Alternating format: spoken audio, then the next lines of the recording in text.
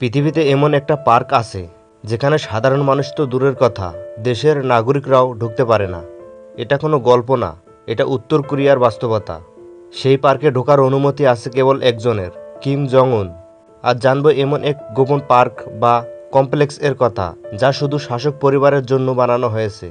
এর ছবি বাইরে পাওয়া যায় না, কেবল স্যাটেলাইট ইমেজে ধরা পড়ে। পার্কের অবস্থান। এই গোপন পার্কের নাম অনেকেই জানে না। এর অবস্থান উত্তর কোরিয়ার ময়হং পাহাড় এলাকায়। নাম মাউন্ট ময়হং সিক্রেট কম্পাউন্ড। দেখতে এটা একদম পার্কের মতোই, সবুজ গাছগাছালি, ফুলের বাগান, হাঁটার রাস্তা, কৃত্রিম জলপ্রপাত। কিন্তু সাধারণ মানুষ একেবারে ঢোকা নিষেধ। সেনাবাহিনীর উচ্চ পদস্থ কর্মকর্তা, কিম পরিবারের সদস্য ও কিছু বিদেশি অতিথি ছাড়া এখানে ঢোকা যায় না। এটা উত্তর কোরিয়ার ভিতরে আরেকটি গোপন রাজ্য। পার্কে কী কী আছে? মাউন্ট ময়হাং এর এই গোপন কমপ্লেক্স আছে বিলাসবহুল বিশ্রামাগার, গোপন ট্রেন স্টেশন, বাংকার সিস্টেম এবং হেলিপ্যাড।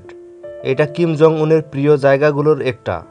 এমনকি এখানে আছে ইন্টারন্যাশনাল ফ্রেন্ডশিপ এক্সিবিশন নামে একটি জাদুঘর, যেখানে কিম পরিবারের জন্য বিদেশি নেতাদের দেওয়া উপহার সংরক্ষণ করা হয়। এই জায়গাটা শুধু পার্ক না, এটা শাসক পরিবারকে বিনোদন, নিরাপত্তা ও গোপন পরিকল্পনার জায়গা। গোপনীয়তার কারণ।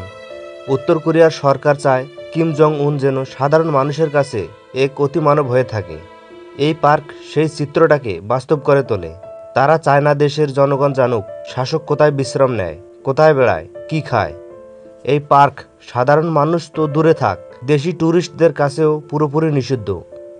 এটা এক ধরনের রাজকীয় এলাকা, যেখানে শুধু ক্ষমতার চিহ্নই টিকে আছে। স্যাটেলাইট থেকে তথ্য।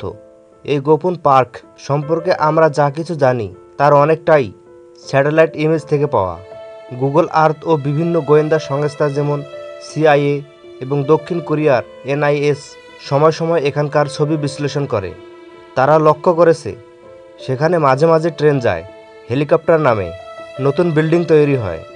এইসব কিছু প্রমাণ করে এই পার্ক এখনও কিম জং উনের ব্যবহৃত সবচেয়ে গোপন জায়গাগুলোর একটি।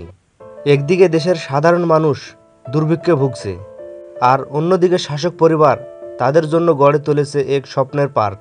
এই পার্ক যেন এক ক্ষমতার প্রতীক।